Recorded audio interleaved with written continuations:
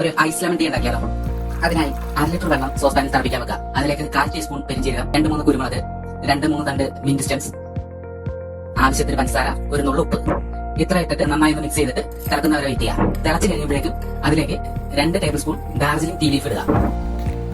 Black tea റെഡിയായി കഴിയുമ്പോഴേക്കും മൂടി വെക്കുക. ചൂടൊക്കെ ഒന്ന് അറിയതിനു ശേഷം നന്നായിട്ടൊന്ന് അരിച്ചെടുത്ത് റെഫ്രിജറേറ്ററിലേക്ക് എടുത്ത് വെക്കുക. ബ്ലാക്ക് ടീ തണുക്കാൻ വെക്കുന്ന സമയം നമുക്ക് വേറെ കുറച്ച് കാര്യങ്ങൾ ചെയ്യാറുണ്ട്. അതിനായി ഒരു ഗ്ലാസ്സിലേക്ക് ഒരു നാരങ്ങയുടെ പകുതി പിഴിഞ്ഞെടുക്കുക. ബാക്കി പകുതി 2 കഷ്ണങ്ങളായി മുറിച്ച് ഇതുപോലെ ഇടുക. അതിലേക്ക് കുറച്ച് പുതിനയില ഇടുക. ശേഷം 1 ടേബിൾ സ്പൂൺ പഞ്ചസാര ഇടുക. എന്നിട്ട് ഒരു മട്ലർ ഉപയോഗിച്ച് നന്നായി പ്രസ് ചെയ്ത് മിക്സ് ചെയ്തെടുക്കുക. നന്നായി മിക്സ് ആയതിനു ശേഷം ഗ്ലാസ്സിലേക്ക് നമുക്ക് ഐസ് ഇടാവുന്നതാണ്. അതിനുശേഷം തണുപ്പിച്ചെടുത്ത ബ്ലാക്ക് ടീ ഗ്ലാസ്സിലേക്ക് ഒഴിക്കാം. ഐസ് ലെമൺ ടീ റെഡി ആയിട്ടുണ്ട്. ഈ ചൂട് കാലത്ത് സമയം കിട്ടുവാണെങ്കിൽ നിർബന്ധമായും ട്രൈ ചെയ്ത് നോക്കേണ്ട ഒരു സമ്മർ ബിവറേജ് തന്നെയാണ് ലെമൺ ഐസ് ടീ. എല്ലാവർക്കും ഇഷ്ടാവുന്നതായിരിക്കും. അത് ബൈ. എന്താണ് ലെമൺ ടീ ഒക്കെ ചോദിച്ചത്?